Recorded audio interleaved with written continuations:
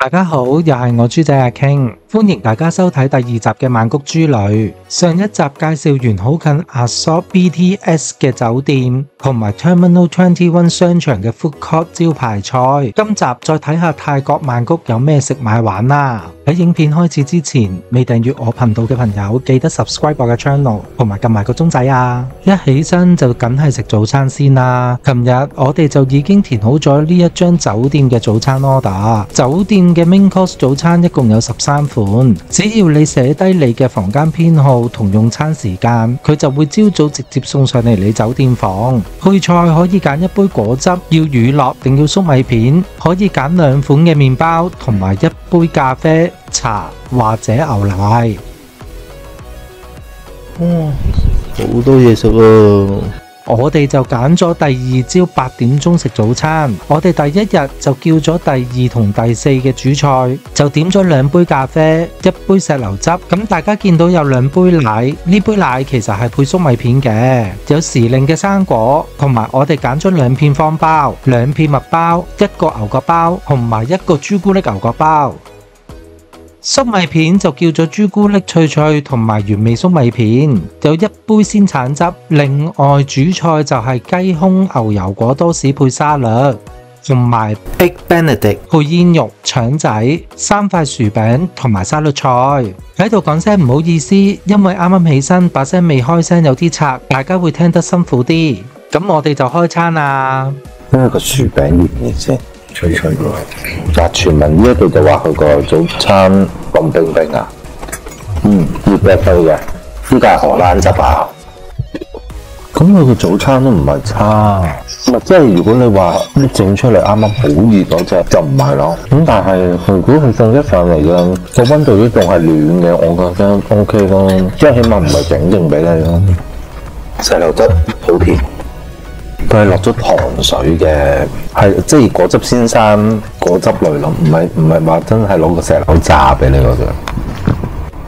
個咖啡暖嘅，佢個朱古力croissant我以為係深色嗰隻朱古力croissant，原來係點朱古力咯。呢個麵包冇烘過㗎，個麵包係有烘，個麵包係有烘㗎，但係佢個顏色好似，但係唔脆嘅，但係凍晒咯個麵包係，但係個多士又唔咗啦。因為多士好難捉住溫度俾你嘅，嗰個牛油果㗎，係咯，我以為阿佛卡度係真係成塊咯。係喎，我以為佢成塊牛油果咁樣擺喺連埋個雞扒，好柴，好柴，係嫩嘅雞胸。咁個麵包咧，個麵包好唔好食？個麵包聽聲好似好食過我幾片多士。如果係嗌呢個，你可以帶多士，但係佢多士送㗎嘛。下面你嗌晒個湯。試下呢個包先啦。哇，係咪好好食？呢個就真係多士啊！頭先我兩大就唔係，但係係咪好好食？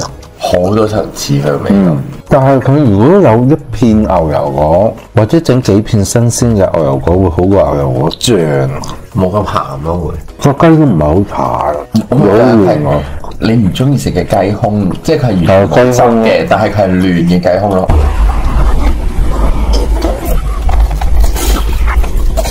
哇，睇落好靚咧，但係個雞皮脆嘅，即係個croissant係唔係腍態。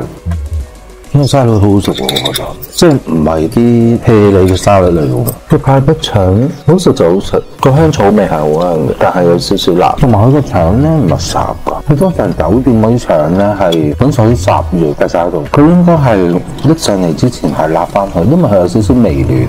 咦，有美極包裝嚟。整體嚟講，我哋都覺得個早餐係唔錯嘅，因為其實佢連早餐同唔連早餐嘅1晚房價只係相差30蚊港紙，喺酒店評語就好壞參半嘅，咁所以我哋都幫大家試下，始終佢有13款，未必款款都咁好食，但係真心覺得可以一試嘅。食完早餐就出發坐 BTS 去 CM 區，只要喺阿索嘅 BTS 站搭4個站就會去到 CM 個站㗎啦。一出 CM BTS， 我哋就行去 CM Square 後面嘅步行街睇下，有好出名嘅 Gentlewoman。朝早嘅 CM Square 就比較人少，步行街好多店鋪都係11點鐘先營業，但係食店同商場入面嘅店鋪就已經開咗門。其實步行街入面有啲文青小店同買衫嘅店鋪，只要嘥啲時間細心啲慢慢逐間行，逐檔睇下，真係會揾到又平又正嘅嘢㗎。至於商場入面一早嚟行都冇晏晝咁多人，趁冇人咁我哋就去咗 CM Square 嘅地面樓層食咗佢最近最出名超人氣嘅開心果雪糕先啦。You can taste. You can taste first. You can taste. So the new flavor is blue by chocolate. Would you like to try? Yeah. Or 其實佢可以免費試食㗎，大家可以試啱口味先至叫。and we have another flavor. The premium signature is pistachio macadamia. Alright. Then we have basic flavor. For example, fresh milk, Amalfi lemon, cappuccino, banoffee, yogurt biscuit, camembert cheese, peanut butter jelly, strawberry, cacao. I would like to try the yogurt. Yogurt. Yeah. Can I try the camembert cheese? Yes. Thank you. 佢有10款口味，可以選擇要佢上面嘅 cream 或者唔要，其他口味自由配搭，價錢平少少。Premium 呢隻就有3個選擇，一個球泰銖249，兩個球泰銖399，杯裝就379泰銖。不過強烈建議大家要叫佢個脆筒。另外佢都有 standard 嘅杯裝賣㗎。至於點解要叫大家一定要試個脆筒，因為個脆筒係即叫即整嘅。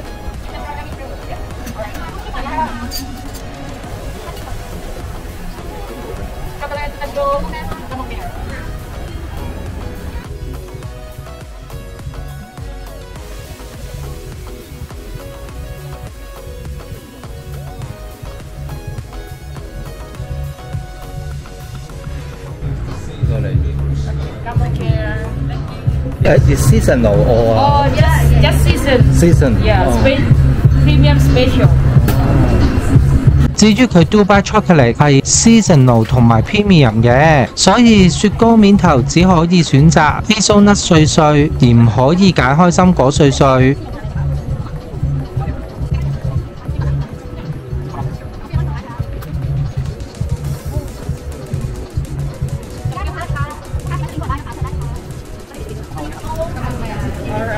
Thank you so much.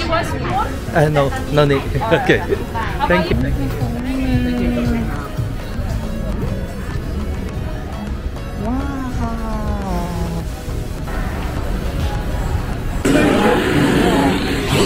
唔係好甜嘅喎，中間個標高一極高，中間有啲開心果，好食。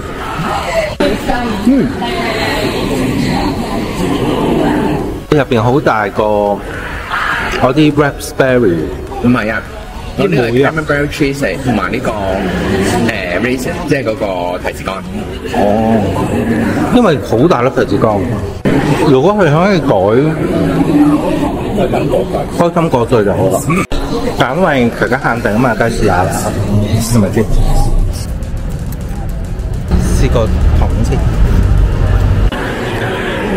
好香蛋味，同埋牛油味，好薄咯，即叫即整正。再嚟就同大家去 ASAP 同埋 Freak 睇下衫先，啲衫一啲都唔貴，男裝 T 恤一件都係港幣60至150蚊之間，短褲就港幣80至200蚊之間，有啲係入口貨，有啲係泰國自家品牌，女裝就仲平啲，所以有時間大家就嚟睇睇啦。如果大家有時間嘅，大家仲可以去 Eva and Boy 睇下護膚品同化妝品，佢有啲泰國嘅品牌係唔錯㗎，價錢亦都好平。喺 CM Square 行出去，仲有個小市集。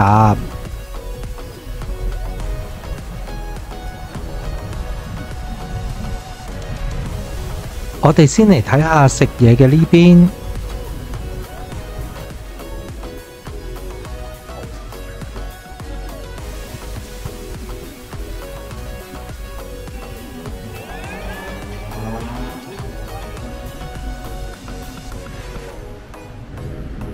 再行埋乾貨區嘅呢邊。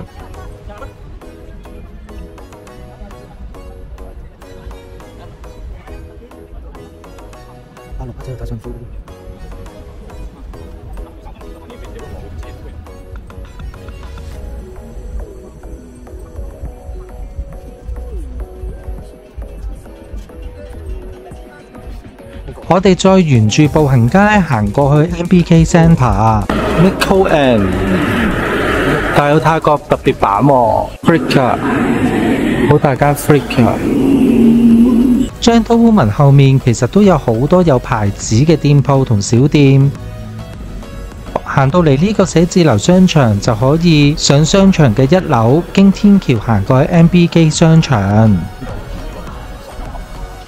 MBK 商場嘅另一邊入口就係連接 National Stadium 嘅 BTS 站同 CM Discovery 商場。MBK 商場入面就有好大間嘅 Donkey， 同埋有好多食肆俾大家選擇。喺天橋平台位置睇返，我哋頭先就係喺呢一個辦公室商場1樓，沿住天橋行過嚟 MBK Centre 㗎喇。大家見到中間呢度就係連接 CM Discovery 嘅路段。喺呢度就順便同大家講講，只要一直行再落樓梯，大家就會見到有一間 CM Exchange 嘅找換店。我留意咗好多日，佢個 Exchange Rate 比起大家熟悉嘅 Super Rich 個匯率係靚仔好多。大家亦可以上呢一個網站睇下佢個匯率，先至選擇嚟唔嚟呢度兌換。咁跟住我哋就入去 CM Discovery 個商場行下。大家只要上3樓就可以穿過去 CM Centre， 只要再一直行，大家就可以穿過去 CM Paragon 㗎啦。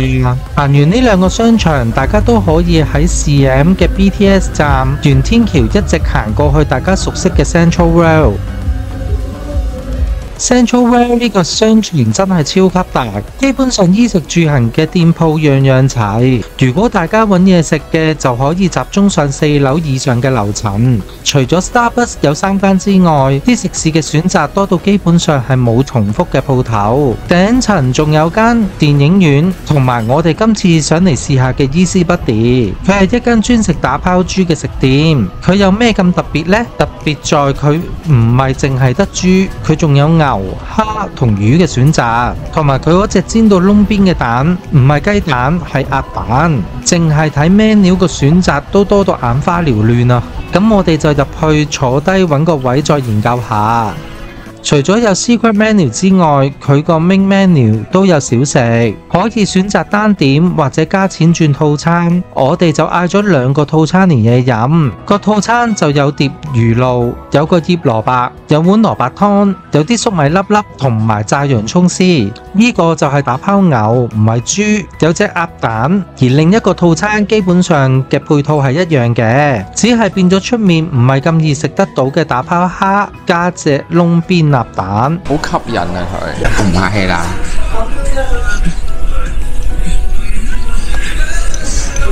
個蘿蔔湯好好飲。呢個係蘿蔔酸菜，呢個係炸洋葱。我試下個蝦先。你想撩下啲汁先？其實應該係一樣嘅汁仔。好爽口喎，好食喎。鴨蛋味會腥啲咯。試下個鴨蛋，打拋牛肉飯，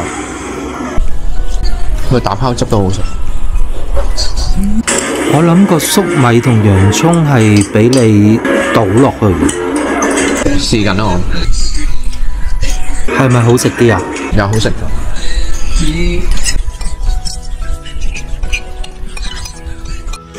再試下個加咗粟米同埋洋葱碎嘅打拋牛。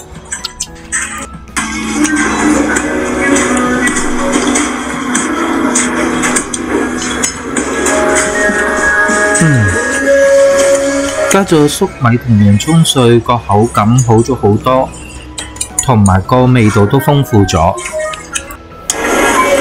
再試下個蘿蔔湯先。我倒晒洋葱落去啦，強烈建議唔好將啲洋葱一次過倒晒落去，因為而家淋耐咗咧，佢有啲韌啦，已經唔錯咯。咁寧願係我嗰陣時落幾多食幾多落幾多，即係一落完撈咗就即刻食，咁樣會好啲啊！所以佢都分開上俾你上俾你。同埋呢個魚露好鹹，超鹹，冇乜就唔好落啦。食晒咯，打飽。如果大家鍾意食打拋豬，呢一間都建議大家嚟試下，因為佢個打拋汁嘅味道係好食嘅，鴨蛋好香，咁亦都除咗豬，有牛、有蝦、有魚俾大家選擇。但係我下次都係會食返豬，因為泰國嘅豬係最好食嘅。跟住就落咗樓下間最近人氣泰奶沙冰 Karen， 網上讚多個彈，可能我叫咗超微糖，覺得個茶有啲苦澀 ，after taste 反而冇手標泰奶咁話，價錢都比手標貴，大家就自己諗下試唔試啦。經過水門冇理由唔買水門雞飯食噶嘛，咁就買咗個外賣再行碧斯，然後睇埋呢個塞車嘅曼谷夜景，再探埋四面佛，喺經天橋行返去切林 BTS 搭返車返酒店之前，再眺望下新開嘅 LV Cafe 就返酒店咯。介紹下個宵夜俾大家，我哋有出名超鬆軟嘅 Crumbs 麵包，水門雞飯陸大哥嘅炸雞同白切雞，有雞嘅串燒同豬嘅串燒，仲有好重胡椒粉同雞味嘅水門雞湯。最後上集介紹完零食篇，今集就介紹廚房篇，有滷水湯包，有船麵嘅河粉，亦都有米粉，有粉紅色湯嘅船麵河粉，亦有龍蝦味嘅米粉，有泰國版嘅美極，有白胡椒粒同埋黑胡椒粒，有香港都有得賣嘅粉絲，同埋姐費賣廣告嘅辛辣麵，有湯麵同撈麵兩隻，亦都有 BB 牌沙律醬出品嘅松露醬同芝士醬，有曬乾咗嘅蝶豆花，有手標牌嘅大蒜粉，同埋不得不介紹俾大家嘅胡椒牌卷卷粉。咁今集就嚟到呢度啦。如果大家中意我條片，記得 comment、like and share。如果仲未訂閱嘅朋友，記得 subscribe 我嘅頻道，撳埋個鐘仔，咁一有新片，大家就會收到通知。咁我哋下集見，拜拜。